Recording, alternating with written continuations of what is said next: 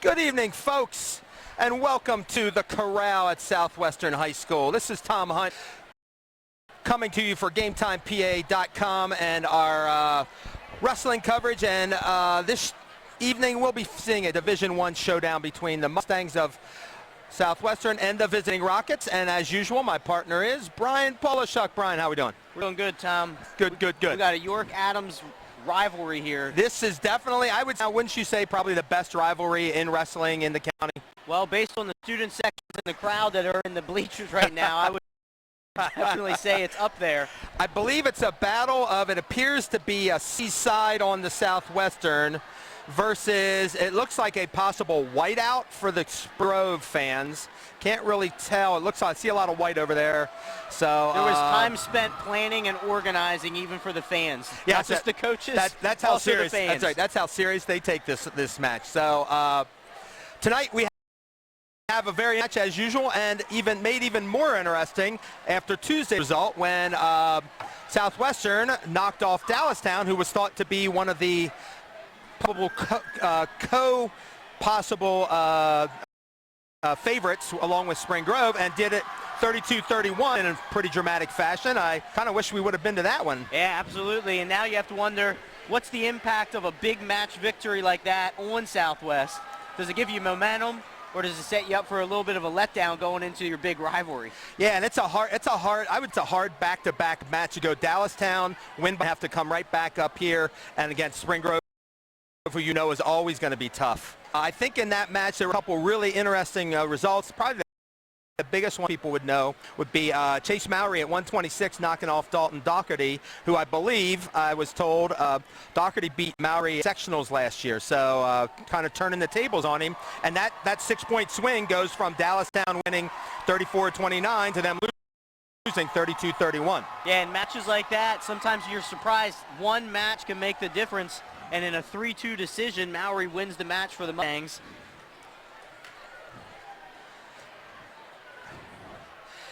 So not only does it have county implications, because basically what we have here is if Spring Grove wins, they'll go into next week, which is a huge week for them. Dallastown on Tuesday, New Oxford on Thursday, both of which you and I will be at with GameTimePA.com to watch to see if who ends up being at the top of the heap. Southwestern, on the other hand, is kind of like their last biggie. They do have over Waynesboro, Central, Susquehannock, and Dover, so they should be favored in all of those. So depending upon what happened here, not only impacts the counties, but then we have districts. Currently district-wide, Spring Grove is seated second in the AAA. Now they have a lot more matches than most of their teams. So I believe the two dual tournaments probably put them at, I think they're 11-2. So Southwestern hasn't had as many duels, but they tend to go to the individual anyway. Yeah, it's all about strategy, and as a coach, you have your roster, and you have to plan around what your roster has. So it's interesting to me to think in terms of, I wondered how do you balance it out? Do you do more of the dual matches, or do you want more of the individuals? Your better kids will get better competition at the individual tournaments, whereas when you have a team tournament, a once team, you're going to look more for dual matches, kind of like Spring Grove, I think, has adopted more and more over the last few years. The benefit of the dual tournaments is you're oftentimes guaranteed a lot more competition for your whole roster, whereas opposed to an individual tournament, you run the risk of having 5 or 6 of your guys out after 1 or 2 matches, and then obviously you want to build the competition for the kids that need it, so you definitely need to strike a balance. Yeah, that to me has got to be the hardest thing. When you have a kid like, say, most people know Spring Grove's best wrestler, Dalton Rohrball, third place in states last year. You want him to get as much good competition as possible, yet you still want these other kids to kind of get a chance to develop, because you never know which of them could be the next Dalton Rohrball. Absolutely. And Spring Grove was at the Wilson duels last weekend, and Dalton Rohrball went toe-to-toe with another state qualifier. So sometimes even at these team duels, you can find and pick out some individual talent and competition for your guys. And that at Wilson Duels, they ended up losing to Downingtown West 34-31, and that was their only in-state loss. Their other loss is to Mount St. Joe's down in Maryland. And Mount St. Joe's, a powerhouse down in Maryland, a private school, so it's always good to get out of the state and even test your team against other people. It actually was a 31-23 loss for him, so it was a very competitive one. So sure, Tony Miller, coach of the Rockets, is happy to keep doing it. I think he's been doing that the last few years. Now Southwestern did their usual thing. They went to Top Hat, they went to King of the Mountain. They had some kids who did fairly well there. We have oh, I'm sorry, folks. I thought I had that written down. We need a flashlight up here in the darkness. If you don't understand, if you can tell from our camera angle, we are way up here, and I'm trying to find. I can't find it. I might have also left it at home because I'm a jerk sometimes. But anyway, they went there as they normally do, and they've had some pretty decent success there. I think their biggest problem is they lost a lot of veteran kids from last year. Now, they do have Maori, that we mentioned before. It's Tom Allman, who's been at 220 and 285. He's been in the lineup for a number of years, too. And they also have Osborne and a Stremmel, so they do have some guys who have been around and they've experienced and tasted the rivalry before. The question is, do they have enough depth to carry them throughout the entire match and get bonus points where they need it, and keep Spring Grove from getting bonus points in the matches that they're going to be predicted to win? And that's always who's going to get the bonus point, who isn't.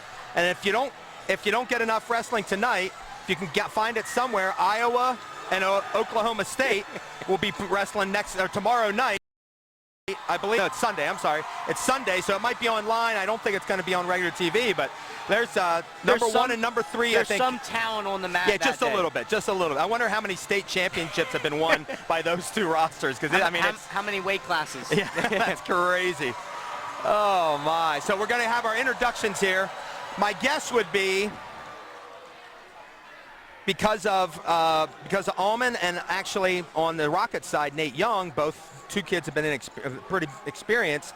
My guess would be whoever wins the flip is going to want to get that matchup, whether it's Spring Grove wants Young on Allman or Southwestern wants Allman on Young. Yeah, there's a lot of options that could go in there. I believe in the past, Southwest has taken Allman and bumped him up to heavyweight.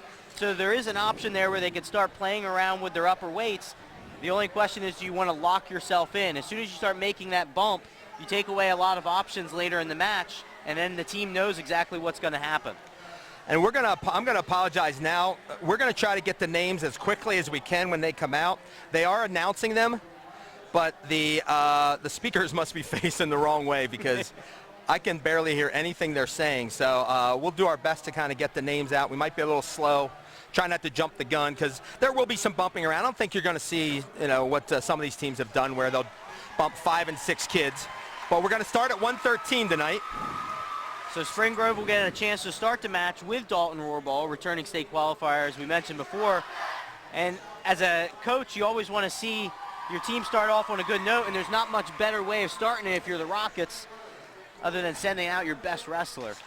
And I've often wondered, do you want your best out first to build momentum? Do you want him in the middle where maybe he can change momentum? Or do you want him at the end? I think sometimes at the end, the momentum, there may not be anything for him left really to do. So sometimes you have to factor in home or away. I'm looking at the Southwest student section, and the last thing you want is for Southwest to gain momentum early, get the crowd into it.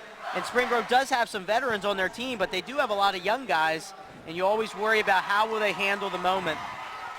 So looking at the line, or looking at the schedules, most of both these teams have wrestled different people except within the league, and even there I think they've stayed right now they haven't wrestled too many common opponents. The one I did see was I believe it was Southwestern and it was Hempfield. It's Hempfield. Spring Grove beat Hempfield 65-6, and then Southwestern beat them, and I can't find it right now. I'm getting kind of mad at myself. I believe it was, darn it, oh, there it is. Hempfield beat them 48-24. Now, sometimes you can't really make a note of those. You think, oh, well, Spring Grove has the advantage, but then again, you don't know who was in the lineup. I know the addition of that 1 pound weight allowance sometimes changes an entire roster. So sometimes you see these teams before the weight allowance and their kids are stuck in certain weights. And the way kids are getting hydrated and certified now, that 1 pound boost, sometimes the difference between one guy being able to go 26 and another guy going 20 and giving some fluctuation. So I know Spring Grove has had some injuries this year, and it'll be interesting to see how they kind of counteract that. Of course, I believe one of their seniors has been out with a shoulder injury, Ryan Doherty, so you don't know if he's going to be back or not. And you always hope a kid like that who's a senior has to come back and Absolutely. wrestle. That's one thing about this sport is you just never know when that injury is going to hit, and your season and possibly your career could be over. Especially for big guys like that. There's a lot of muscle out on the mat, and you get slammed and land the wrong way, it can happen quick. And of course, these guys have seen each other a lot in junior high, so there's a lot of familiarity between both of these programs. So we're going to stop for a second here, and we're going to have our national anthem.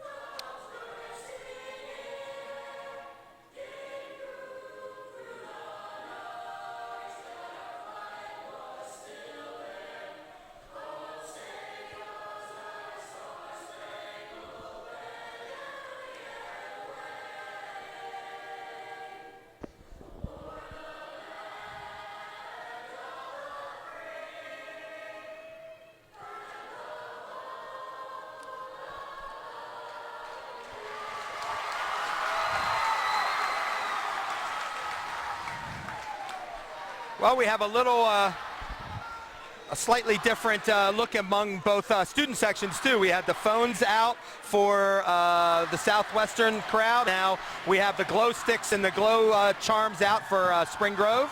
So we get a flip here. Southwestern does win the flip, unless you can read some lips. I'm not going to hear anything down here. So.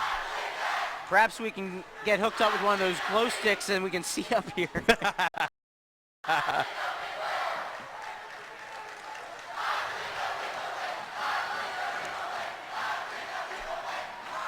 So we're starting at the 113 bout. We'll wait for an announcement here so we can get everyone aware of the two wrestlers.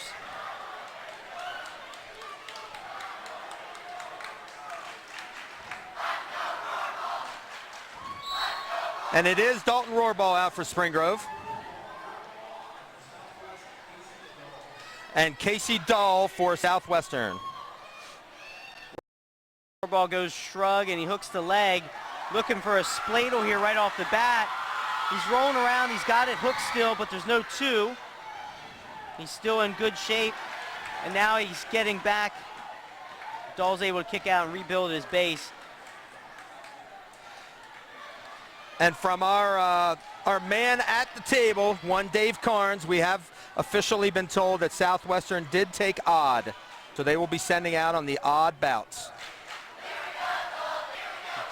Dalton rides so tough on top, he immediately throws those legs in, and he makes it very, very difficult for his opponent to get any type of space on bottom. Now, if you've worked with him, you know he's not a traditional wrestler in most regards. Would you say that's a fair statement? Absolutely. He loves scrambles. He gets himself in positions that oftentimes are hard for opponents to adapt to on the fly, but he does so well, and it makes it very difficult to prepare, especially if you've never seen him before or wrestled with him before. So like there, he was able to get the back points, exposed his back, and is kind of a little out of position, but again, he's like one of those kids who's comfortable in uncomfortable positions. And I think that's what makes him so good. So he's up 4-0 here. with 33 seconds left in the match, or excuse me, in the first period. Of course, Dahl goes out. His whole thing is don't get pinned, and Rohrball's thing is let's get the pin. They want as many team points as possible. The battle of the points, and it's for people who haven't never been out there, it's always harder than you think to go out and pin someone whose main job is to keep the score as close as possible, and it's always harder than you think when your job is just to stall it out, slow things down. It's a difficult job for both of them. And it ends up basically just being who gets a bit better at their job at the right time, because often this kind of thing can be good up until the last 30 seconds, and then all of a sudden the kid who's looking for the pin gets what he's looking for. And the first period ends, and Rohrball carries a 4-0 lead into the second. Dahl's going to go neutral. I think it's definitely a good call. Go on your feet. See if you can tie hands down, slow them down. You definitely don't want to be underneath of them, especially when you were giving up those tilts. Now, I was just getting ready to say, would you say Dalton would be the kind of guy who would hit the big move right off feet? Here he went, just got his 2, and now he's looking for the back points again. Yeah, he's got that leg hook still. He's looking still back. Looking for that spladle again? Almost as if he's looking for that spladle again. It's hard to pin someone from a spladle. It's easy to get the back points, but Dahl's doing a good job. He's maintaining his base. He's hanging on to Dalton's leg, and he's slowing this match down. So it's 6-0, 125 second.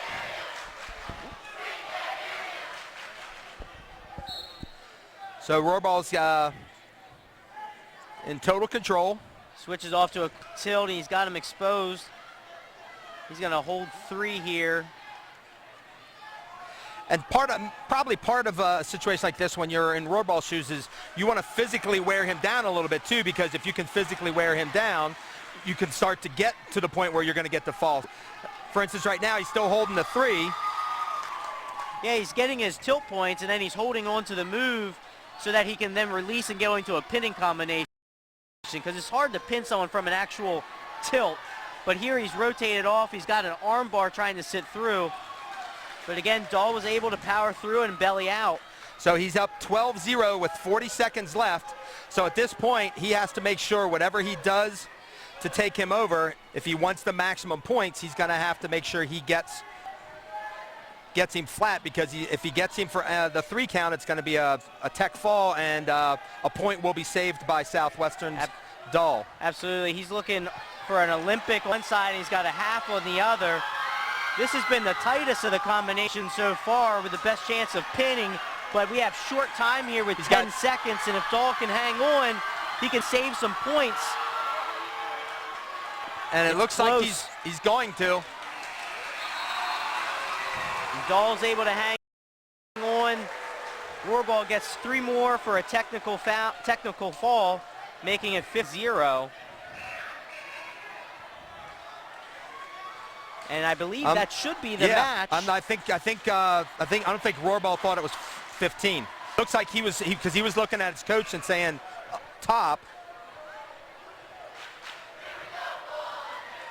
So with a technical fall, Spring Grove's going to start this dual meet out with a 5-0 lead as we go into our 120 bout. Spring Grove looked like it was about ready to send a wrestler, and coach said, wait a minute here, let's see who Southwest is sending out first. The only problem is it's even, so, so they have to send out anyway.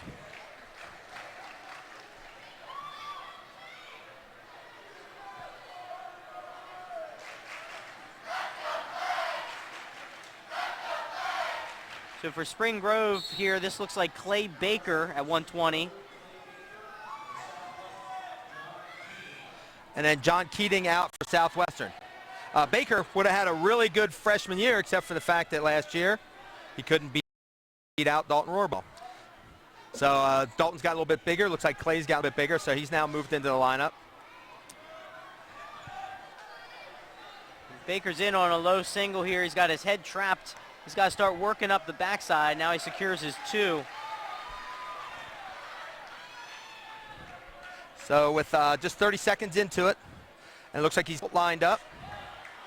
He's got him exposed here. And he's almost got the. He's almost very tight in that tilt. That's one of those really tight tilts that you don't see too often. And now he casually slides in an arm bar right as he's about ready to release the tilt. So he's still got him on the ropes. He's got a bar and a half now. Keating's doing a good job of getting back to his base and fighting hands. So now he bellied him out. Now and he there's goes the to fall. a quick fall. At 104, Baker comes through the fall at 120. And Baker set it up with a tilt. And then right as they were about ready to release, he slides a bar in on the other side, goes half Nelson, which started the whole transition into the fall. And it kind of looked a little bit like Rohrbal was trying to do the same thing, but just couldn't do it, couldn't maintain it, and be able to get it in a position where he could get the full fall. So for 126 for the Southwest, looks like we have Chase Mowry.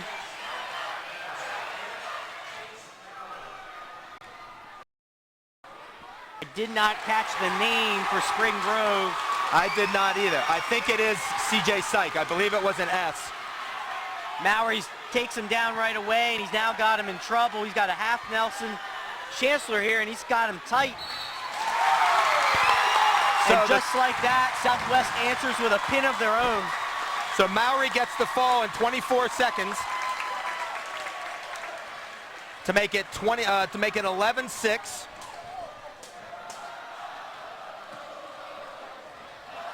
So that was definitely one that Southwestern was going to be in favor of. Yeah, Mowry needed a pin, and he went out and got it. He didn't waste any time. There was no messing around there. So Spring Grove sends out Brady Pitzer here at 132. We're still waiting on Southwest.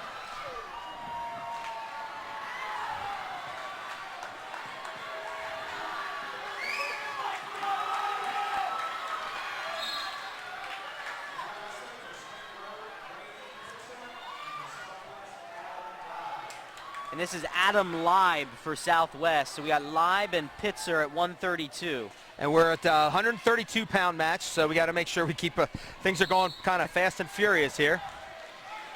Yeah, it's kind of interesting. Times this rivalry match, you got a lot of matches that are going the full 6 minutes, but right out of the gates, we're starting with tech fall, fall, fall. I believe the phrase is "ain't messing around." So, and of course, when you know you're looking for those bonus points, those kids like a Mowry and a Rohrbal are definitely going to go for it. And Baker, of course, my guess is as quick as that one was, they were looking for bonus points there as well. So these two jostling for position on their feet. They go out of bounds. We're tied 0-0 with 1:20 left in the first. And often it's this kind of match that you look back after the match and go, "Oh, this was a big one." Who wins it ends up being maybe, unless it's a heavily favored one, which I believe in this situation, I wouldn't think either one's favored one way or the other significantly, as we've had maybe in two or three of our first matches. Pitzer's going for a roll, but he actually got trapped here. Leib felt it coming. He did not give him any type of pressure, which makes it hard for him to get rolled through. I don't believe any back points. There were no back points. Were rewarded. He did get the takedown, but there were no back points. So Leib coming up off his feet. So with 41 seconds left in the first period, Leib with a 2-0 lead.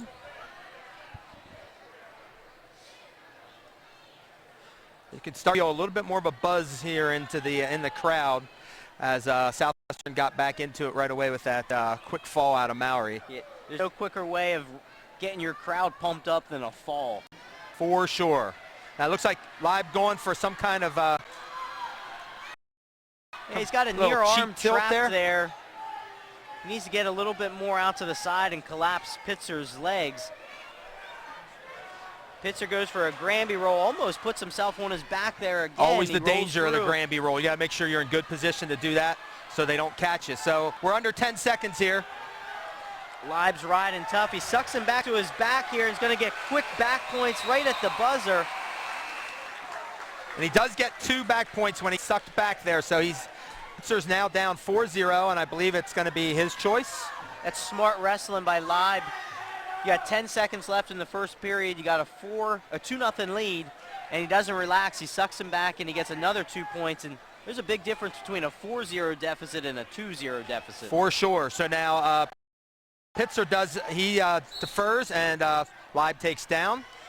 Obviously, both these teams have probably seen each other and know what position they want to be in as much as possible. So I don't think we're going to see too many people put themselves in a position where they're not going to be at least somewhat successful against their opponents.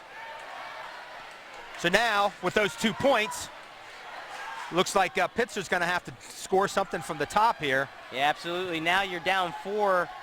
A simple reversal, simple takedown doesn't do the job. At some point, we're going to have to start putting points on the board if you're Pitzer. But Leib's doing a good job. He keeps fighting back to his base. He's fighting hands.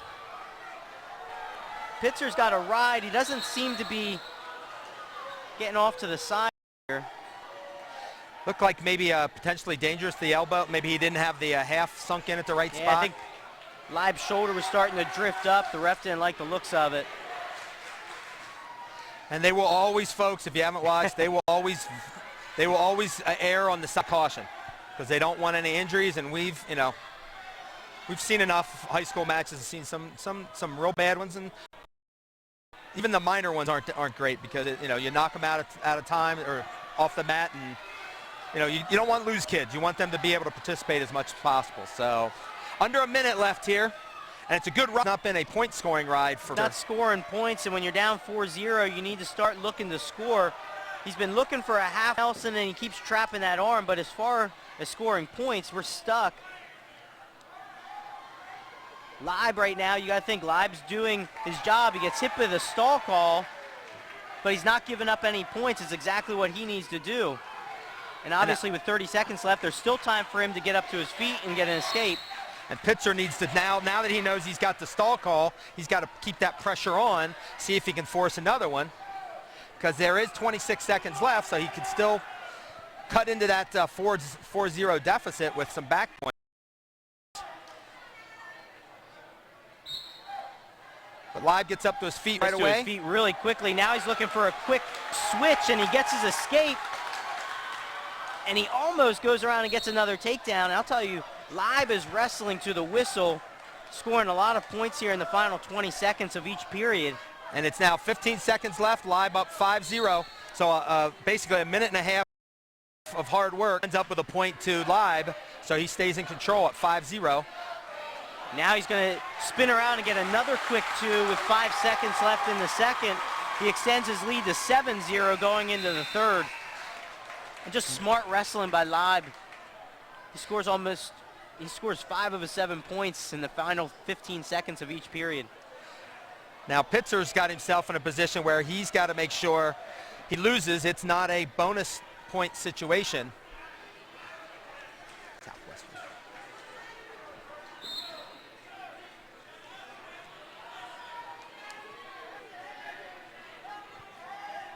So we got, he does get the takedown to start with.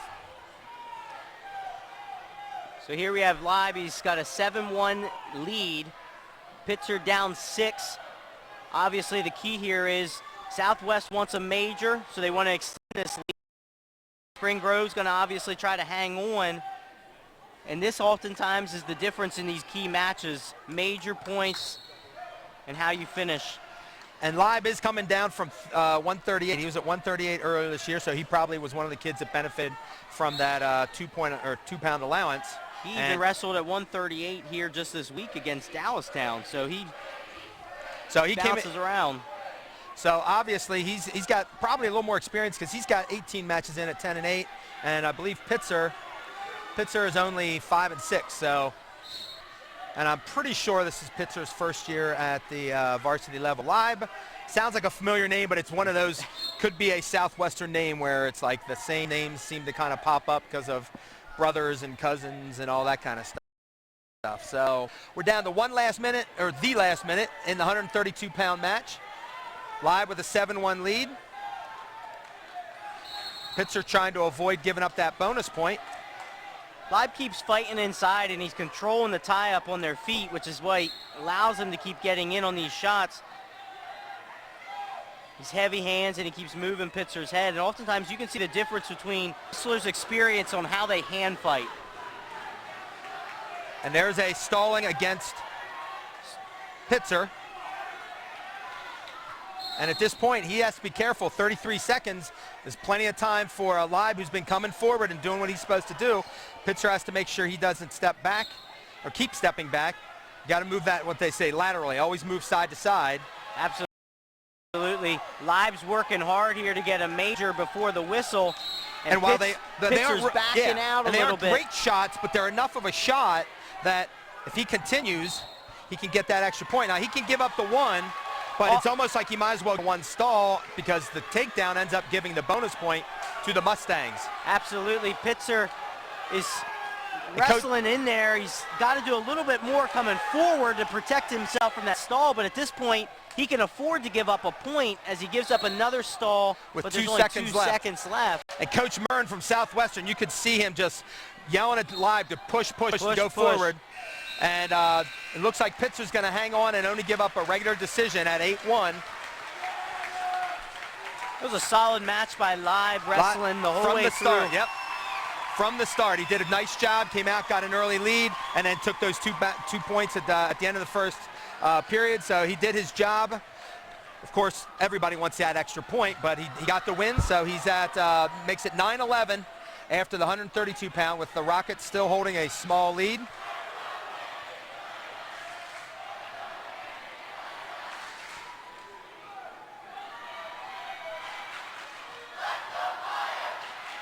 So I believe this is going to be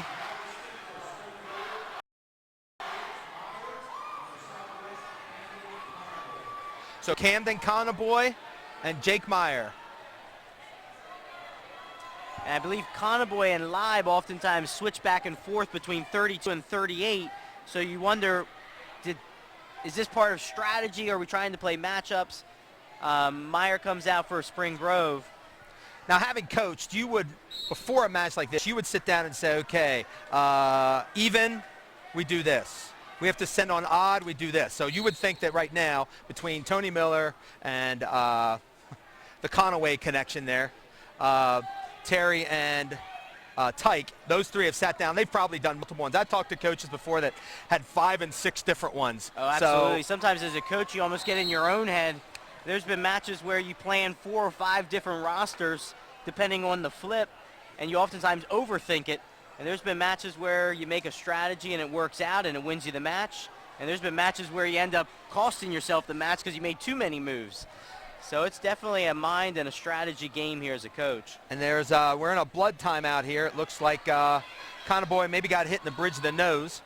But that's one of the things that I've always kind of thought, like, how do you kind of make sure, like, I guess is it a gut feeling? You say, okay, this seems to be the one, because when you have enough kids like Spring Grove and Southwestern do to kind of play that game a little bit, like you said, you could get so much into your own head, you know, what the heck's going on. It's very hard on these coaches because you're trying to make decisions that will allow your team to win, and you want to put your kids in a position to win, but at the same time, it's out of your hands once the match starts. So you're trying to make this strategy, but once the whistle blows, it's out of your hands. I'll say, and strategy can go right out the window with one bad move, you know, one misstep, and you end up on your back when you're thinking you should have been the one pinning. You get pinned, which happens all the time. So we got a caution on Meyer there, trying to get a quick shot off of the whistle, and they restart with a minute left in the first. Looks like Meyer's really working to keep that elbow control.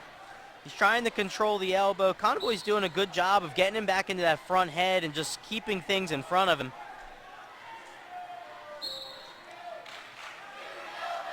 Now, I believe last year's match, Spring Grove won fairly handily, so I'm thinking any of the Southwestern kids who were in the lineup that night are probably thinking, you know what, they took care of business on their home mat, so we want to take care of business on our home mat. And there's revenge on their minds. I think with these two schools, and there Meyer gets the takedown with 29 seconds left in the first. With these two schools, I don't think you need revenge as motivation. Yeah. I think you want to beat the other team every time out. No matter what has happened the year before or 5 years before. So it looks like Meyer's got a leg in, looking for something. He's got a leg. He's hooking the other arm, trying to pull him back. Conaboy's doing a good job. He's in a good spot on the mat in the sense that he can dictate this pace and he can ride this out to the first. And there is the buzzer, so Meyer will go into the second period with a 2-0 lead. Conaboy's going to defer. And Meyer Looking. Is told to take top. He's told to go top. It looked like there was a little bit of decision making going on there. Do we put him down? Do we put him on top? Looked like at the end of that period he was starting to kind of possibly get in a position to score some points out of the top. So the coaching staff is looking at saying, hey, you can do this. You just have to have the confidence. Would you say on top that's the biggest thing, is just the confidence to be able to execute something you know you can do? It's confidence. You have to have a little bit of a mean streak on top. Yeah, that's helpful. Yeah. And it's something that you just have to practice. You'd be surprised how many wrestlers spend very little time actually practicing and working on top as opposed to getting out on bottom and getting downs. And I think we're probably starting to see more and more now the mat wrestling coming back, and I think that's a good thing. With tilts making it easier for you to score. There was a time where the arm bar was so hard to run because refs were stopping it for safety. There wasn't really another go-to, and now we have these tilts, which has opened everything up. Not to mention kids preparing for college. Know you have in the future, so you have to ride. And speaking of an arm bar, look like Myers got one in there. He went to stack him over. Conboy rolled over. It's like we're holding back points. And now it looks like Conboy's in trouble, but at this point it looks like Meyer only is holding on with a tight waist, which is going to be hard for him to get any more back, and 2 back points are awarded to make it 4-0. And that was with 40 seconds left in the period, so it looks like the choice to go on top has been a pretty good one. Question becomes, what does Conboy go, what does he do in the third? My guess is he's not going to take bottom. But I've seen kids do it before, when it seems like they're getting dominated and they still take bottom because they know they don't want to get hit on anything big. And again, you have to know what is the coaching strategy. What do you have? What were you planning in for numbers? If you're going in here saying, I don't want to give up a major, and you go 2 minutes with only giving up 2 points, a 6-0 lead still plays into your strategy if you're Southwest. And so at the end of the second, it's 4-0. Meyer from Spring Grove, I believe Conboy is going to go He's going to top. Okay. Well, if I haven't taken the takedown and I haven't been in this position, probably figures I might as well try it, see what's happening. Plus, again, looks like he tried to get a leg in. If you're another leg wrestlers hate leg wrestlers, I'm sure, because they know what it's like to be trapped down there. So I think anybody on bottom hates leg wrestlers once the leg gets in. So now here's the call, and you're at college level I like.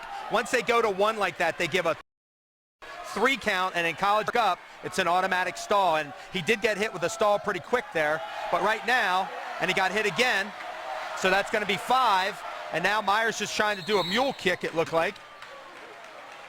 Yeah, there's a couple of things that happened during that whole scramble. And I locked hands? So we have stalling that was called on Conboy for not working up. And then on top of that, he gets hit with a locked hands call because he ended up locking around both legs from the top position. So not only do you give up the stall, but you also have a technical violation. And it looks like Meyer sneaks around, gets control of that foot, and now has a reversal to go up 8-0 with 1:12 left. So now it's Meyer looking for the bonus point, and Conboy trying to not give up the bonus points. So he keeps getting that leg in. Yeah, he's got a leg and he's hooking in the crotch. He's trying to pull him back, but it's hard to do when you have somebody who's in good position and maintaining their base. Conboy needs to belly out and start putting pressure down on his hips to get out of that position. And there the leg slips out, and Meyer just slides off to the side. Now he has to be careful again because he's got the stall again. So he's got to keep working from that bottom position. Now Meyer from Spring Grove has an 8-0 lead, so he has the major secure. So he also has to make sure that he doesn't get sloppy in the final 20 seconds, give up an escape, and lose that point. So there you could see he had him tilted, but couldn't break the plane, so he couldn't get the extra point. So he's under 15 seconds now. And there's a little bit of a cushion now. It's another stall call against Conboy. Makes it 9-0 as time winds down on the 138-pound match. So Jake Meyer comes through with an 9-0 major decision to push Spring Grove's lead back up to 15-9 as we enter the 145-pound match.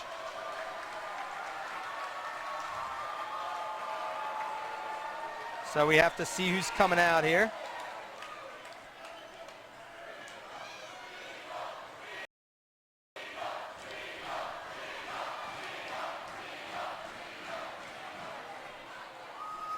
We hear a chant coming from the student section. Does it match any names we have? Maybe a nickname of some kind. Let's hope so. So this is Chance Jackson. And Jordan Shepard for Southwest. So we got Jackson for Spring Grove and Shepard for Southwest at 145. Shepard comes in 11-7, and Jackson at 8-7, and Shepard has been at 45, and I believe, if not mistaken, Chance has been a couple different places. Again, sometimes that really doesn't mean much because they move you around for the team situation.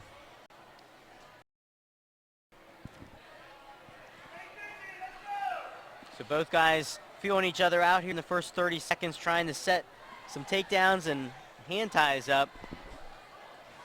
You can tell in some of these toss-up matches, you can tell guys go out with very much so some caution. They know what's on the line for each match and how important every point is. Shepard gets in on a leg outside, and he doesn't have a lot of room here to finish. Jackson's locked in the crotch. Just got to throw him out of bounds and get a restart. Yeah, you're gonna almost tell those the toss-ups is always a little bit of, well, the first 30 seconds we're just kind of walk around a little bit, kind of see what you got, and then maybe start making a little contact. Absolutely. Shepard was in on a nice shot. Unfortunately, he just didn't have enough space to finish it.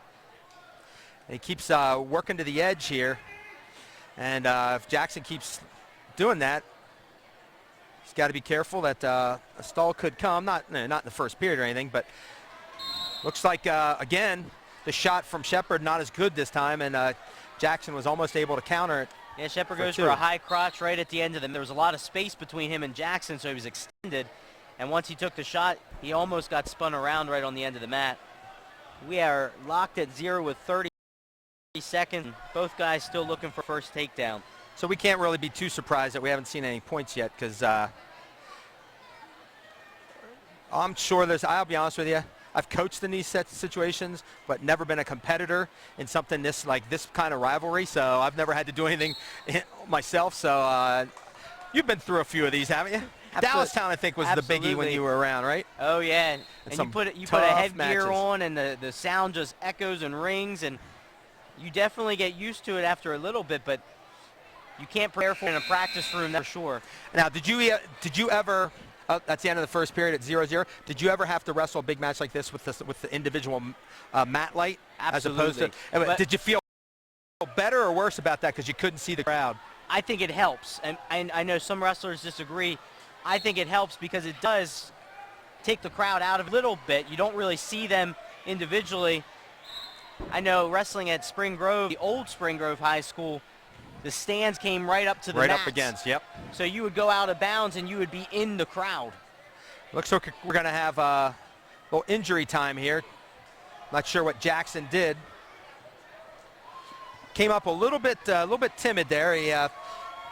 They went out of bounds as Shepard looked like he had turned and was trying to get the escape. Checking a shoulder out. Is it the shoulder? Nose. My medical knowledge is limited to the board game operation. And I've watched a few ER episodes, I guess, in my time. Well, I say I've watched a few of those, so if you include those, I'm almost qualified. So don't think it was blood, was it?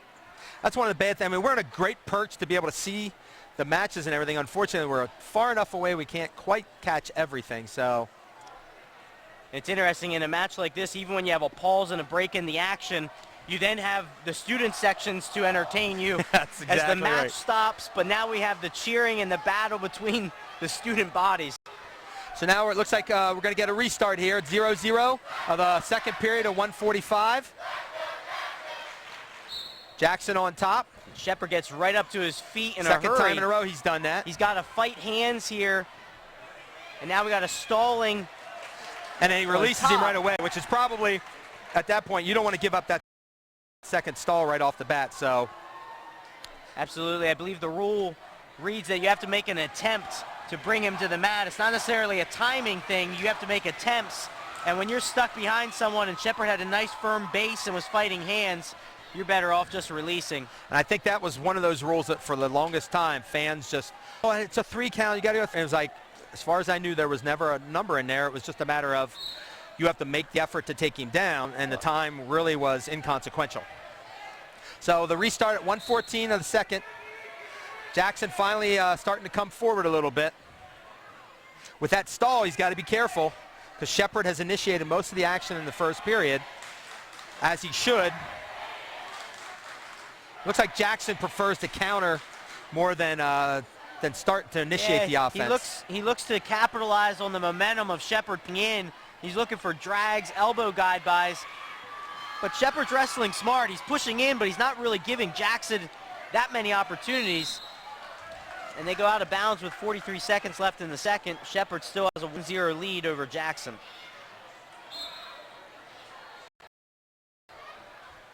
So they lock up again, still trying to, still a little more of that feeling out process, I think. Looking for, at this point, are you looking for, like, are you looking at a particular part of your opponent's body, like waist, ankle, head? Like, is there something particular you're trying to focus on? For me, I'm always working on tying up hands. Wrestling is a sport of angles. So you can move someone's body and get an angle on your shot. That's the most important thing. Looking at someone's head, really not important. I follow his feet, and then you try to tie hands and get positions where you can score. Unfortunately for both of these guys, they just haven't been able to get their opponent out of position yet, and they find themselves forehead to forehead, which is very difficult. And both of them have had a couple decent shots, but nothing that's good enough to really score as they go out of bounds with 3 seconds left in the second period. And we may be going to the third period at 1-0. So now the question becomes, do you go down and get your 1 to tie the match up? And it looks looked like Jackson wanted to go down, but he looked at the bench, and the staff said neutral. So they must know something that they've seen from Shepard they don't want any part of on the mat. Now, he probably is bigger. I think probably physically he's probably a little bit heavier than Jackson. He does look he has bigger, been at 45. And I believe Jackson is bumped up here. I don't know if he wrestles 145 for most matches. I believe he's at 32 or 38, so. Now you go to your feet, and now you have to be very strategic. If you're Jackson, you have to wait for one good shot. Many times wrestlers in this position where they need to score and they take a bad shot 15 seconds into the period. At the same time, if you're Shepard, you have to maintain your lead, stay in good position. Keep in mind, Jackson's been hit for a stall call so far. And it looks like we have another blood time. I think it is blood time. Yep, blood time.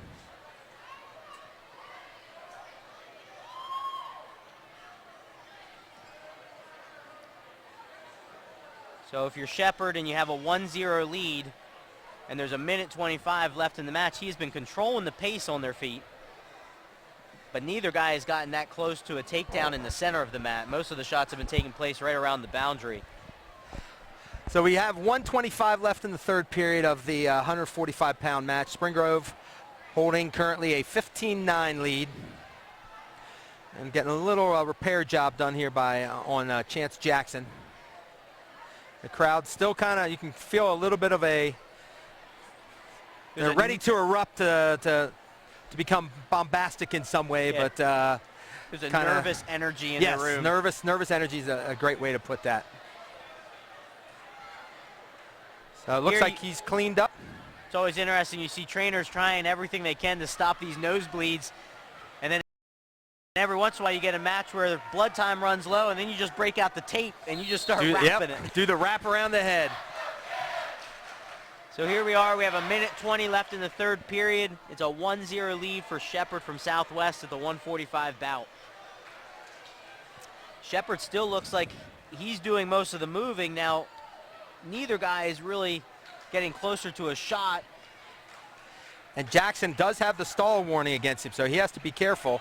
Now he's staying in the middle of the circle, so even if he doesn't make an attempt, there won't be any kind of, or shouldn't be any kind of stall call. He drops to a single. He's a little far extended. It's going to be hard for him to pull that leg. Shepard's job is sprawling, and he's putting all of his weight on and pushing the hips away. Shoulders. Yep. And starting to push the hips away, so he hasn't been able to.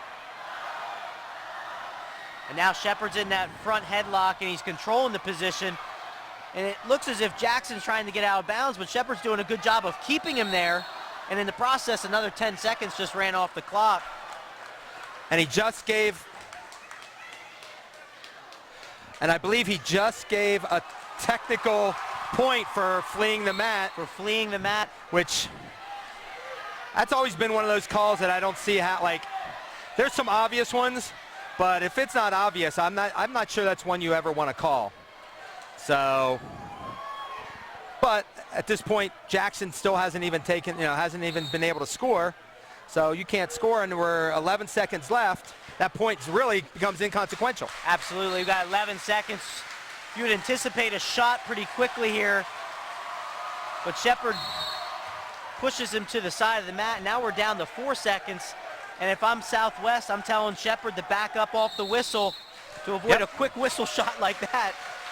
Because he has no stalling, so there shouldn't be any reason for him to do anything. Of course, you don't want to get caught in any kind of headlock either, so. That's a big win there for Southwest. Shepard gets a 2-0 match win. Smart match by him. Yep. Wasn't an action, but you have to win close ones, and Southwestern won that one to cut into Spring Grove's lead and make it 15-25. As we enter the 52-pound match, which I'm guessing will be maybe Ethan Baney for Southwestern.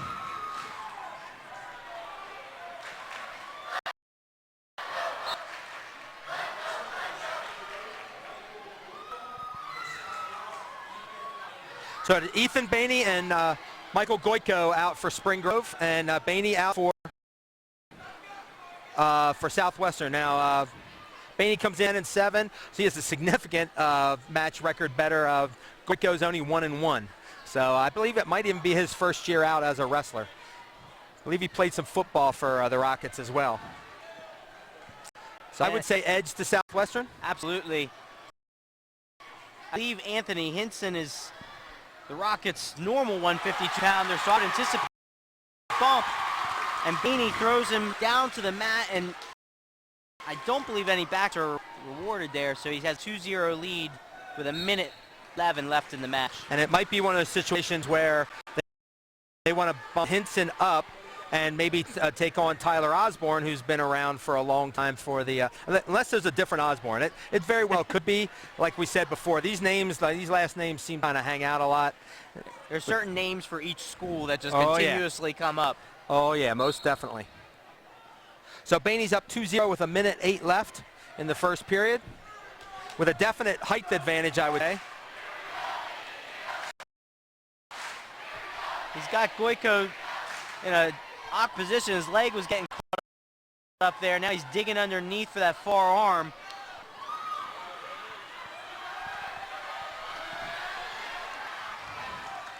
Baney sucks him back. Looked as if the ref gave 2 back, and now he definitely has him in criteria. And Goyko just rolls through, gives up the back points. So with 30 seconds left, he's down 4-0. And I would say that making it to a second period might actually be a positive thing, but he's got that half in Nelson. That was deep. He can sink himself back. His chest is past his opponent. He's got to suck his weight back to finish. Now he's scooting the whole way around. And Goyko's got a heck of a bridge going, but he's gathering up that far arm, and that will do it. And with 7 seconds left in the first period, Baney gets the fall over Mike Goyko at 1:52 to make it 18-15. It's a good finish by Baney. He starts with a half Nelson and looked as if he was too high. but he ended up switching it over and gathering the forearm. Gets a crucial pin for Southwest. And now at 160, it looks like we have Anthony Hinson for Spring Grove.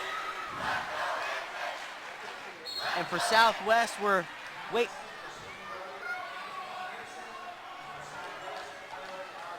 And it is Tyler Osborne and Hinson. That is correct. This is a match that I think a lot of people in the crowd are anticipating.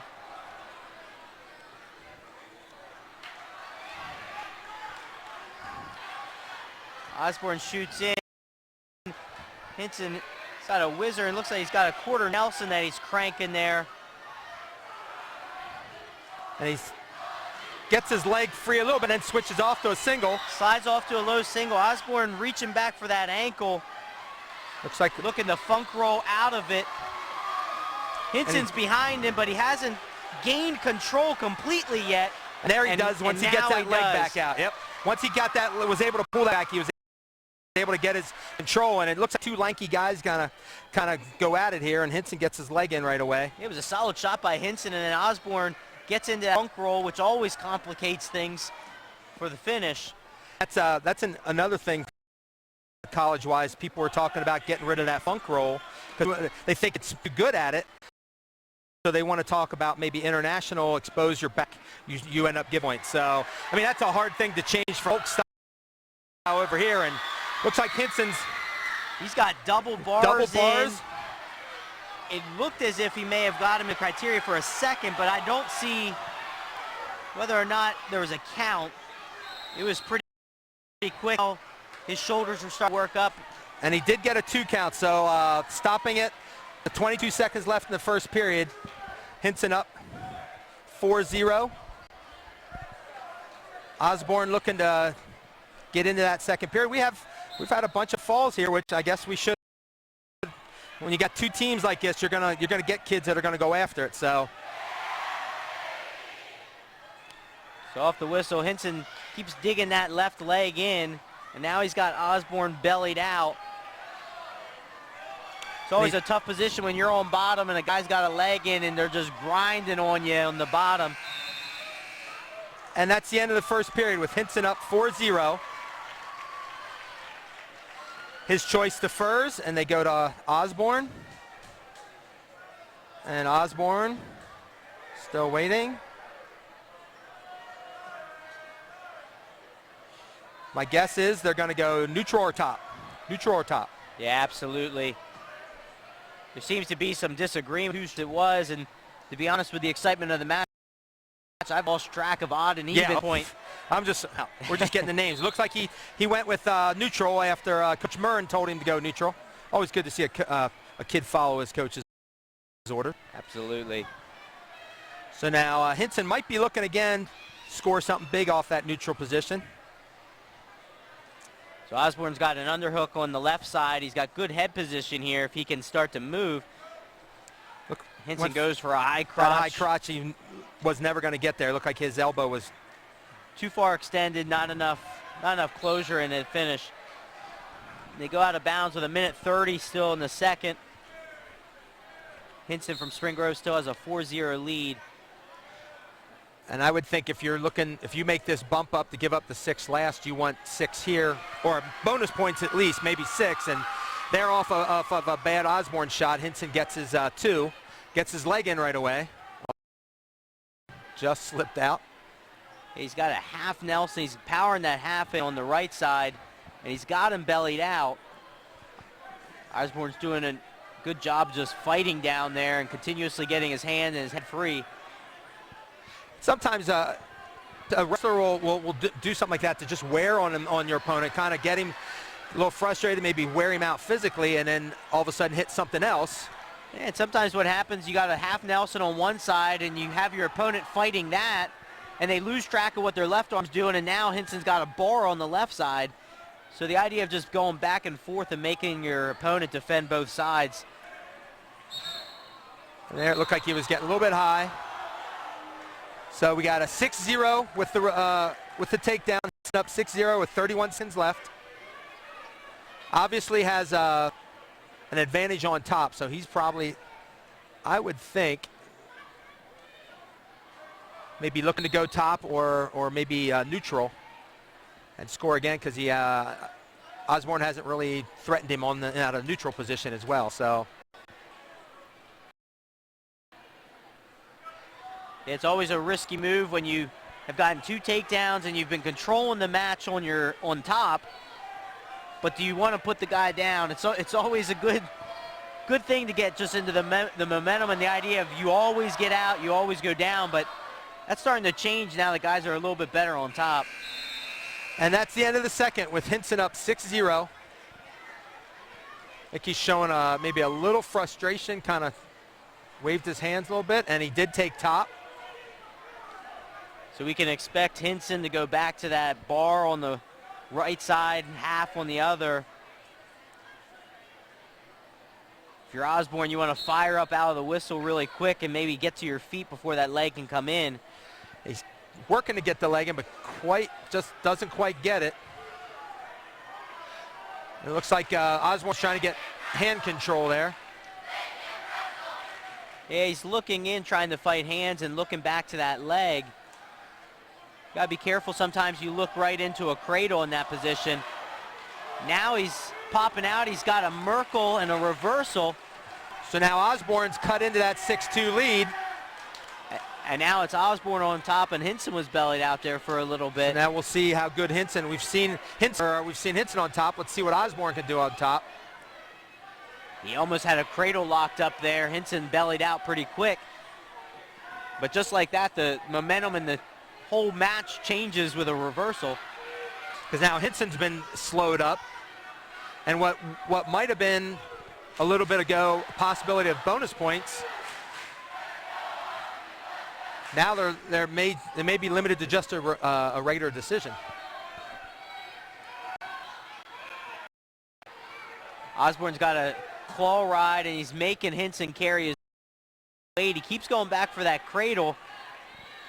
But you can almost sense that every time the cradle comes in, Hinson sort of bellies out and extends himself. And now we got a stall call on Hinson on the mat, which he really hasn't been doing much. He's kind of balled up, like you said, and yeah, I don't see the Spring Grove coaches going crazy too much. So they must be. Now it does become a factor now that the second stall call now just put it within a tilt away from tying this match. I think that's the one thing that did get Tony Miller up. But Hinson's going to hold on for the 6-3 win.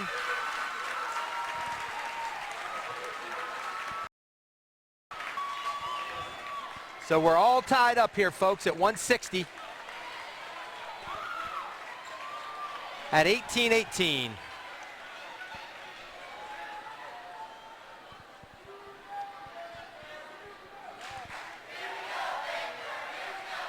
So we have Trent Baker coming out for Spring Grove. The question is, Kevin Sullivan, maybe for Southwestern.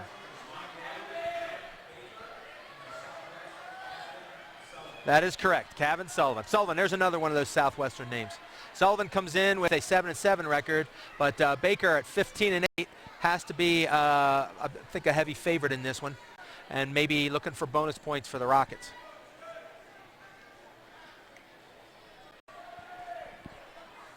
So we talked at the beginning of the match about the rivalry between these two schools, and here we are at the 170 bout. We're locked at 18-18. Kind of feels almost like a college match, because you very rarely do you see bonus points. I mean, we've had some pins, but you know we're already close to halfway through, and it's 18-18. So there were fireworks at the beginning with the lightweights, and then things really slowed down. Really slowed down. And that nervous excitement in the crowd is just building. So we have 18-18 with 1 minute left in the 170-pound match. Looks like Baker's not going to force the issue here, which, again, if you're the favored guy, you're looking for big points. You don't necessarily have to do it in 12 seconds. They'll take it at 5 minutes and 59 seconds, as long as they get the points they want out of you. Sullivan keeps fighting inside position, and Anytime you watch guys battle in this hand fighting position, who gets inside and who's controlling the hands? And right now, Sullivan keeps working his hands inside, and it can be frustrating when you're trying to set up a shot. So we're under 20 seconds left. There, Baker finally gets in on a leg. Question is, can he finish it? And he does with 14 seconds left. Baker's got his 2-0 lead and looking like he's tying up a quick tilt. Going to try to go for a few points here in the last 10 seconds.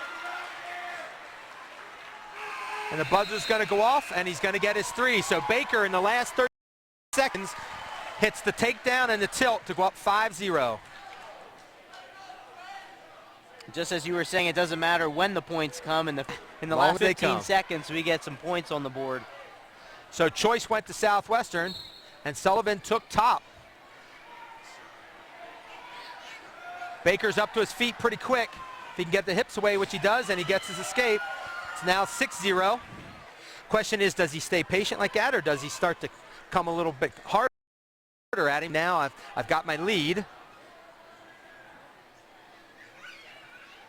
Now, were you in favor of once you scored a touchdown, or a takedown like that, you use the same move for the same takedown to see if he defenses it? Are you willing, did you want to switch up to something else?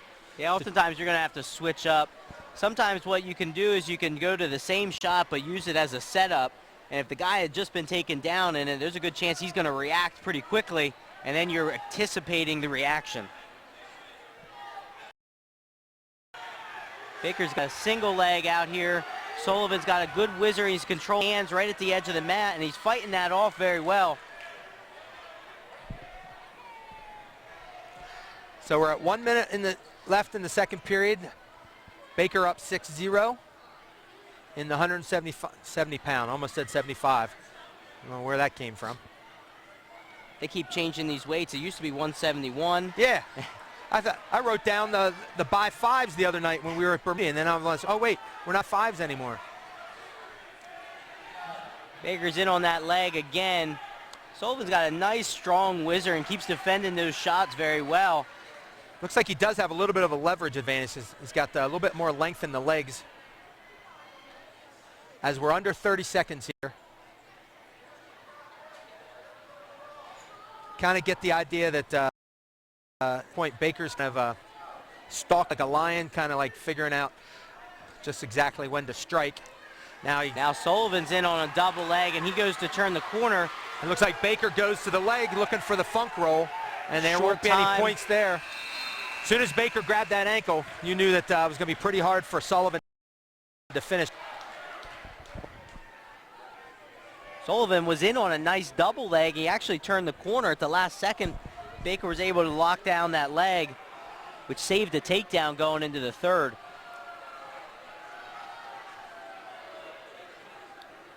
And Baker goes, and his choice is to take top, so he's up 6-0. Obviously feels getting that quick 3 points at the end of the first period that he might be able to go to the well again. Of course, this is Sullivan's chance to show that maybe that was just a bit of a minor mental let up. What the man? Sullivan's keeping his hands very much so out in front of him to prevent a tilt. The only problem is it makes it difficult for him to do much of anything else, and then he gets hit for the stalling. So it's the lesser of two evils there. Do I try to bring my hand in which case I could give up something? And there he brought his arm in. Baker was able to get the 2-on-1. So he's got to release it to get the points. And he's still hanging on to that wrist. And until he does that, he's not going to get any more points. So he knows he has the major at this point. There he releases it, and he Sullivan had that arm hooked. He was going for. And Baker scrambled to get his hips up. Seeing the arms go back out for Sullivan, that every time those arms have come in so far this match, they've gotten chopped and he's been tilted. So he's almost better off keeping them out and taking the stall point rather than give up the 3, because with 30 seconds left, 2 quick tilts, and we're looking at a tech fall. Absolutely. So Sullivan's got to do his job, which now it's a 10-0 lead after the stall. Baker's making him carry his weight down there, but it's hard to turn him. Sullivan's doing exactly what he needs to do at this point in the match, down 10. You don't want to give up anything more. And we're into the final 10 seconds here. Looks like Baker will have to settle for a major.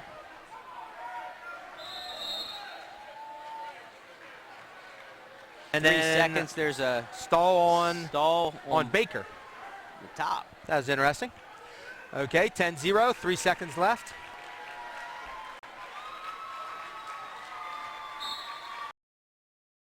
I think both will just kind of settle down, take the 3 seconds, and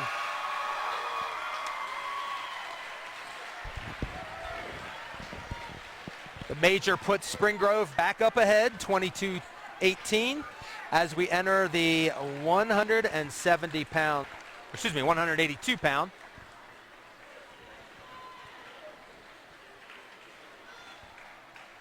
So who's sending out who now? It is Spring Grove. I believe a little gamesmanship there that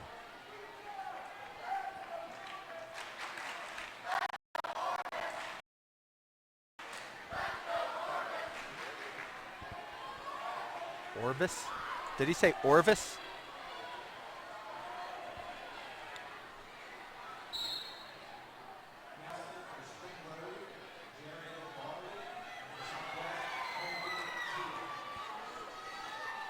All right, so for Spring Grove, it is Jared Barley, and for Southwest, it is Colby Teal at the 182 bout. And we don't even have a record for Colby Teal, but we do know Jared Barley comes in 16-7, so he's gotten a number of matches in.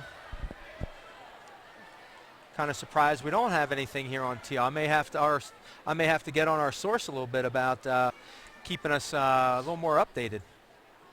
But we won't mention him because he failed us here, but that's all right. So Spring Grove 22, it's a 180-pound match. Jared Barley out, I believe a starter last year, if I'm not mistaken. Still hasn't gotten his 2, and there he does, spins around, gets his 2. He's looking for some upper body hold there, but it looks like he's settled back down, looking for a possible tilt. Yeah, he bellies him down. Now he's going for that Olympic. He's ripping that arm and putting it on the back. And you can do a lot from that position once you get that arm on your opponent's back. It's a pretty helpless feeling down there. And that's always the one where they're always worried about how high you're putting it up the back, Yep. right? Yep, how far you put the arm up the back and then the angle of the shoulder. And there we have, an incidental buzzer, which unites the crowd. It united the crowds for a moment. And really, at that point, there's nothing. It's a human error. Absolutely. It wasn't something they intentionally do. And matter of fact, it could be a positive for Barley, depending upon how good he is off the start. And he stops Teal's first move, flattens him out, but he's got 25 seconds left to try to get back to that the Olympic, you call it, right? Yep. Yeah, so as soon as you put that on there, you can do a couple of things. He can start pulling that head back and looking for a cradle. Right? He can start pulling the head back and then slide his arm in on a half. But it looks like we're going to run out of time here in the first period. So Barley up 8-2. 182 pounds. 2-0 Barley is up. He takes a defer. And Teal goes to neutral again. So he'll try his luck again for neutral. My memory's correct. It was Teal's initial shot that started the action in the first period. Barley was just able to snap and spin and get behind him very quickly. So it looks like Barley right now is starting to come forward a little bit more, seeing what Teal does when he starts backing up. Just never know that first takedown could be such a big confidence boost to a kid. And that's a great scoop of the second foot. He got one leg, and as Teal turned, he just scooped that second one, got both ankles, and he got the second takedown to 4-0, 30 seconds into the second period. And Barley timed his step and waited until the weight was on that one foot, and then he scoops the other one and drug his feet. and at that point probably was fortunate to go out of bounds because it would be really hard for him to get quickly up the up the leg. He was fully extended and bellied out, that's for sure. So we've got a 4-0 lead for Barley, and it looks like he's trying to put together some kind of tilt. He's got a tilt. He's got him interior now, and the back points are being counted. Teal's fighting it pretty well. He's making Barley hold him in an awkward angle. So Barley goes up 0 with 55 seconds left in the first. Looks like maybe going for that Olympic again. Yep, he keeps putting Teal's arm back on there, and then he's setting up his takedowns off of that. Now, once you're back there, is it a matter then to work to the other side once that's trapped and work something with the opposite arm? Yeah, so you can push that arm across, and you can throw a half Nelson in and finish it that way. Sometimes you pin that arm on his back, and you can start isolating and trapping the other side. You can go both ways, which is why it's very, very dangerous when you let your opponent put your arm there. So we're at 15 seconds left of the first period, 182-pound match. Barley of Spring Grove with a 7-0 lead over Teal, and it looks like he's got another 2-on-1. Yeah, he's in danger of getting pulled back in here. Teal does a good job of fighting hands as they came down. And then Barley just latches on, holds on to end the period with a 7-0 lead. Oh, I'm sorry, that was the second period. And he takes down, so he's looking for another point. Must feel comfortable knowing what Teal can do in the top position, because when you're up 7-0, having dominated from the other two positions. Teal looked like he was going for a cradle there. Barley quickly extended his legs out to make that too much of a gap. Barley's going for a short sit, and there he breaks his hips away and gets his escape. So now 8-0 Barley. A minute and a half left in the third period. He's got a major, but it's not secured. Obviously, one score by Teal drops that below the major decision difference. So Barley, again, doesn't want to relax either. Absolutely not. It seems like every time that you relax for that split second, good wrestlers, decent wrestlers are going to score on you. Absolutely. So, we've seen it a couple times already yep. tonight. People relaxing at the end of periods and giving up points on both sides. And we saw a number of times where that happened. And he got the whizzer in, but looked like the whizzer in, but not quick enough. And Barley was able to get the takedown to go up 10-0 with 55 seconds left. Barley shot a nice high crotch, and then he just almost powered through it. And the whizzer was thrown in, but it just wasn't enough. Too late, not deep enough. Granby roll gets him off of his hips. And all Barley does is follow around and maintain control. Now he's working a little snow plow.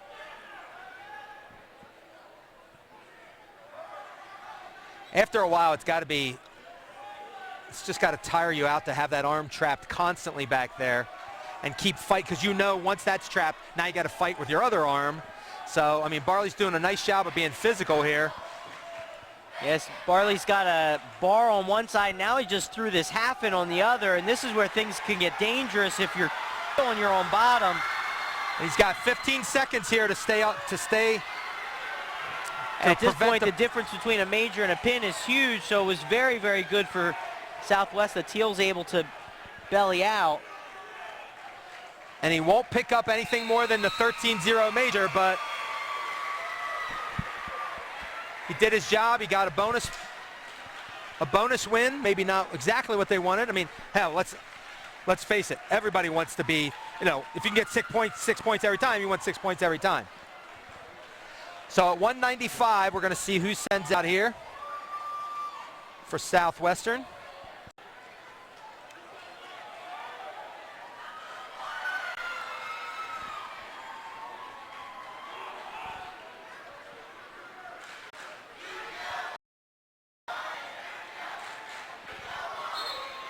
So this is going to Wyatt Becker for Spring Grove.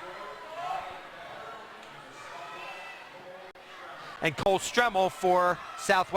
Cole in the lineup for quite some time. I think Becker with a 12-9 record's gotten some decent time for his first year. Rocket lineup. Stremmel at 11-6. I'm pretty sure this is the same Stremmel who's been around at least 1 year, if not 2. And there Becker gets behind him. Him to the mat, almost put himself in danger, pulling him down. So Becker gets up 2-0. And he's the kind of kid that Spring Grove probably would be excited to get a win out of, but it's okay if it's just a regular decision. He gets high there, he gets whipped over and gives up a reversal. So Stremmel ties it up on the reversal at 2-2. Now looking for some kind of tilt. He's trying to drive over Becker's right arm. Becker's bellying out, trying to rebuild his base.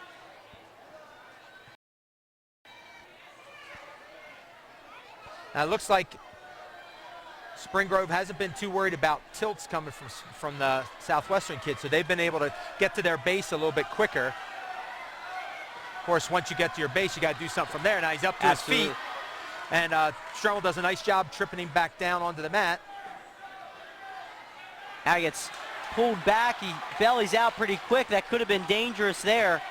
And that's something I think, I believe Southwestern's always kind of worked on that move to see if they can catch a couple, get a couple quick back points, and sometimes if you're quick enough around to trying to get the fall. Because I have come to see these matches for years. I know Joey Wilderson used to do it he used to do it with his chin. I mean, I've seen him pull guys back with his chin. So at the end of the first period, it's a 2-2 tie between Becker and Stremmel. It'll be a Stremmel's decision, and he defers. And Becker looks to the bench, and they say neutral. So the 195-pound match, tied 2-2. Spring Grove now with a 26-18 lead. Guess we should have probably updated that. We didn't do that since this last match.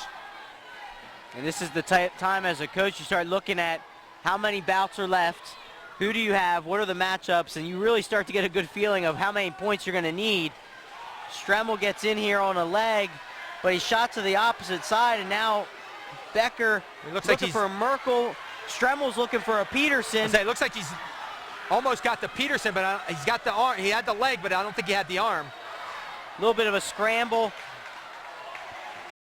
So Becker gets the takedown, but then out of the scramble, Stremmel's able to get the escape, and it's 4-3 with 1:10 left in the second period.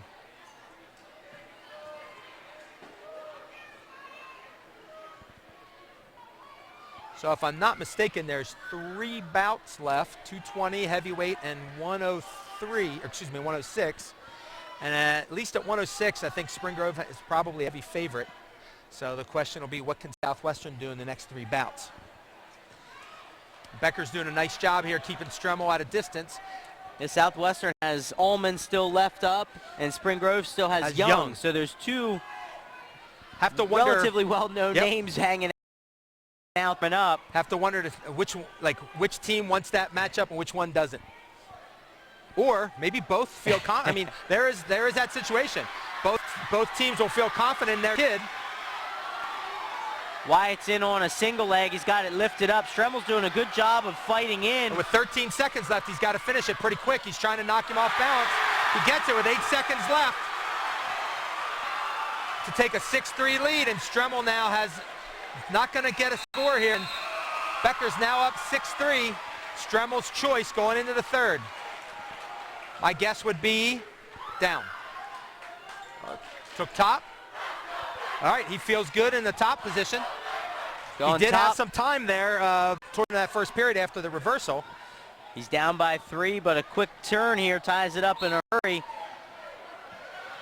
Becker, on the other hand, just if he can keep getting to his base and keep working, he's shown a better neutral game than Stremmel. But Stremmel's a bit of a strength advantage. He throws him around pretty easily. He's got an arm bar in, is running it. And Becker's trying to keep that right arm away. He's trying to keep that far hand away, but Stremmel keeps attacking it. Now he rebuilds to his base and fights out. And really, is that you say that's Becker's best defense is just keep working to his base? Keep working to his base. You'd never want to be bellied out, and now he works the whole way up to his feet. And with 1:19 left, he gets the escape, so he makes his lead 7-3. And he's in control. Now, he's got to make sure he doesn't get too content with a lead against a veteran kid like Stremmel, who's had some time on the mat with the Mustangs. So now here's where you have to think Stremmel's going to start looking for a throw of some kind, because a down's not going to win him the match. And we're under 50 seconds here. A 195-pound match.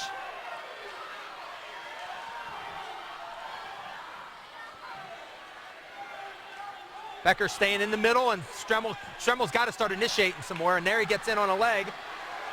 Yeah, he was setting up a fireman's carry. He had it set up pretty well, but he just lost track of the arm. And there, Becker tried to spin around, but slipped, and all Stremmel had to do was slide behind him. So it's now 7-5 with under 20 seconds left. Becker stays on his base. Stremmel's looking to lock up a cradle on the side. Now he goes It's under 10 ride. seconds. Stall call here on Becker, who now Becker gets to his up, feet. gets the escape with 3 seconds left. And Wyatt Becker is going to come through with an 8-5 decision, a big win for the Rockets.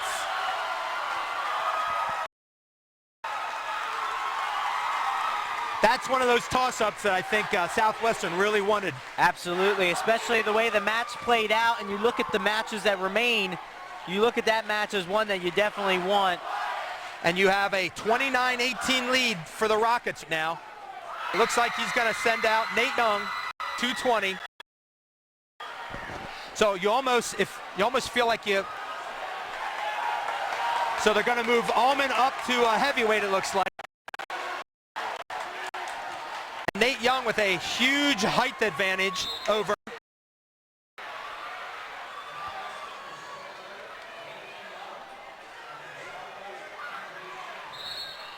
Andrew Sipling out for Southwestern, and Nate has a significant height advantage, and it looks like, well, no, Sipling did weigh 197, or has been around 200, so, and I believe Young's been around 210, 215, so probably has a little bit of a weight advantage as well. So there, Young, a football player, does his linebacker move, does the double, gets the fall with 29 seconds in to extend Spring Grove's lead to an insurmountable 35-18 as Nate Young does his job at 20. And Tom Allman's going to come out. And he will be taking on none other than, I believe, we forgot to write his name down, folks. Well, we'll on the announcement.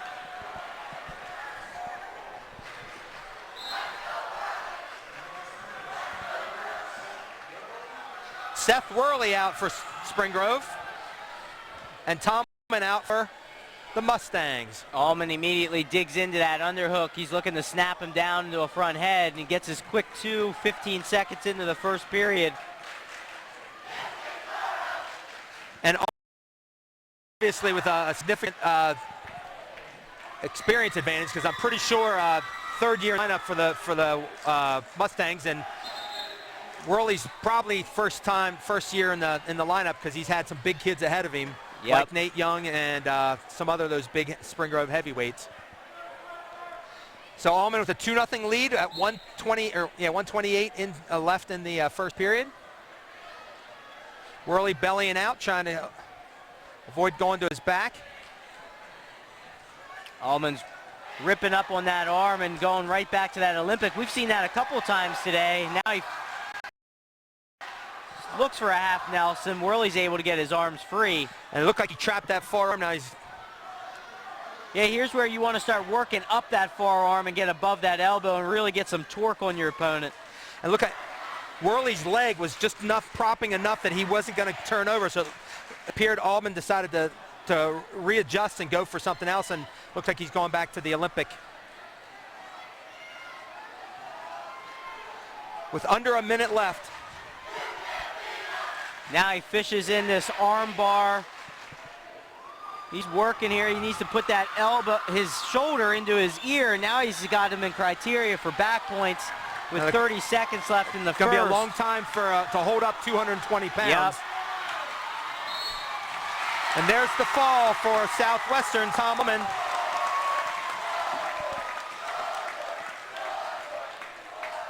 So the pin gives Mustangs, or cuts into the lead at 35-24. But Spring Grove still has at 1-3. I believe we're going to see Chase Bricker coming out for Spring Grove. And I believe it's Ethan Wolford for Southwestern, but we'll double check those names.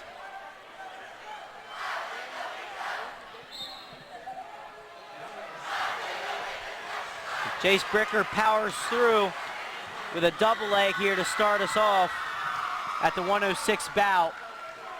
Didn't quite hear the Southwestern, so we'll have to assume that it's Wolford.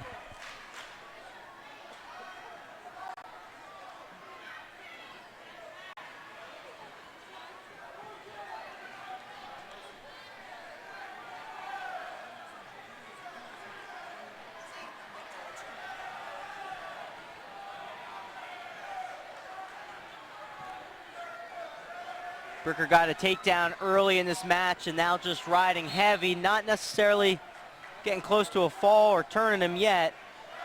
And they go out of bounds. I like the turn. We go from the big guys to the smallest guys on the mat. So it's always interesting to kind of like see that difference in action. Different tempo, different style of wrestling. It's almost a different sport at times. So Bricker's got a 2-0 lead. At the 1 minute mark of the first period of the 106-pound match. Rockets up 35-24.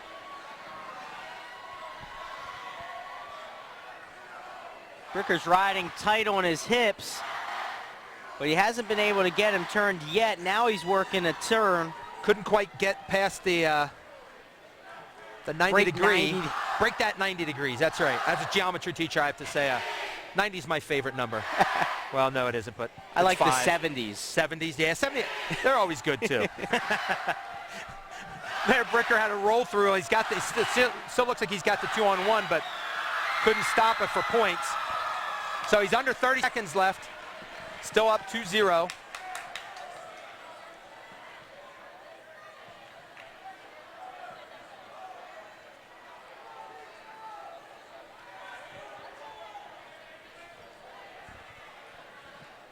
Yes, haven't confirmed this is Ethan Wolford out for Southwestern. As the time ends in the first period, it's 2-0 Bricker from Spring Grove. And it's his choice. He's going to defer. Wolford goes neutral. Probably a good thing since we didn't see him there wasn't much action down there. Had a hard time rebuilding his base. They go back to their feet. Bricker's very heavy on Wolford's head right now, forcing him into that front headlock. Looks like he's going to come around, get the leg, and get the 2. Yep, there it is. So Bricker being very methodical here. He might be the favorite, but making sure he doesn't go too crazy and take any chances. Because we have to also remember, these kind of matches come up for seeding. Absolutely. You never know what's going to happen at the sectional tournament. PowerPoints does rule the day, but a lot of times if somebody's PowerPoints are above another, they may be able to challenge and say, hey, well, my kid beat this kid head-to-head, so that's always a consideration here. So Bricker wants to make sure he does his job. He's got a very heavy ride on top right now. Now he's looking for a 2-on-1 tilt. He's barring that arm. But Wolford bellies out, avoiding any damage. Wolford now slaps to the cradle. And I believe it's locked. It looks like it is. He's trying to knee into the side, maybe. He's got it locked, and he will get back points out of it. And there's the fall. Bricker from Spring Grove at 3:15 of the 106-pound bout gets the fall. as Spring Grove closes out with a flurry with the 2 falls in the last 3 bouts to win a 41-24 victory over the home standing Mustangs. Man, handstanding? I bet you some of them probably can do handstands, but I hope they can, because I cannot anymore. Used for warm-ups, did you? I know I like watching the college kids and up at States where they run around and they do handstands and cartwheels and all that kind of fun stuff. So, interesting match here that was locked at 18-18 at one point, and then it ended with a couple pins and some bonus points for Spring Grove to sort of expand the lead, but it was close for most of the match. And that, I think that Becker win was a real big one for Spring Grove. Even if he loses there, they still have the edge points-wise, but just that momentum and just to kind of give a good feeling to come in and say we didn't just beat them, we dominated them, because there's a lot of difference between a 17-point win versus an 11-point win. Absolutely. So Spring Grove comes in, gets the big win, and moves their record to 12-2 and keeps them undefeated in division. And they do have 3 matches left for the Division 1 schedule, 2 of which you and I will be at. We'll be at Dallastown on Tuesday. Excuse me, at the Dallastown match at Spring Grove on Tuesday, and then the New Oxford match on Thursday. And I guess earlier in the season, I was talking to Coach Miller, and he said they only had 3 home matches all year, which is interesting, but the 2 of the 3 they have, Dallastown, New Oxford, I'm guessing he's okay with having 3 if 2 of them are those. That gives them a big advantage for the matches that truly matter going down the stretch. And it's always nice when you see YAIA, they schedule it up so that these big matches happen to always fall at the end of the year, and they always have so much on the line. Yeah. Here we go again, down to the final week of the season with the county title on the line, with a couple schools still in the mix. I'm glad to see, unless it's just dumb luck, but they have to be making an effort to do this, because for the last probably 10 years, it seems like the big matches have always in Division I come these last 2 weeks. And I mean, what a way to build up momentum. And if you want to grow your sport, you want your sport to get more popular, what better way than to keep the best matches till the end, because those are the ones that end up, really bringing in the crowds. We had a great crowd here, very respectful. It was a red out. I didn't see much red. I saw a lot of tie-dye on the southwestern side.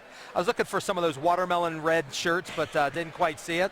And Spring Grove in the whiteout, I believe their fans did a nice job too. So let's close it out here, Brian, on a Thursday night right before a holiday weekend. The final score again, 41-24. Spring Grove comes to the corral and rides off on the Mustangs.